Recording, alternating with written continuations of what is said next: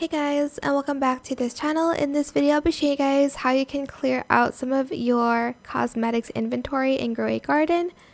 Unfortunately you cannot sell them again, but you can remove them if you have a lot of duplicates you don't need. Go to your cosmetics and select the item you want to remove. For instance, I want to remove this because I have 9. Okay, so you'll need to go here. Actually no, you need to press the trash button first, and then you'll need to press on the item you want to remove, so this, and then press yes. You can remove it a lot of times as well by pressing it and pressing yes again.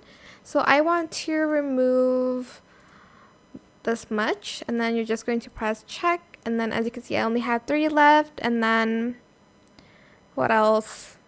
I think the rest I'm going to keep. Actually, I'm just going to remove this as well.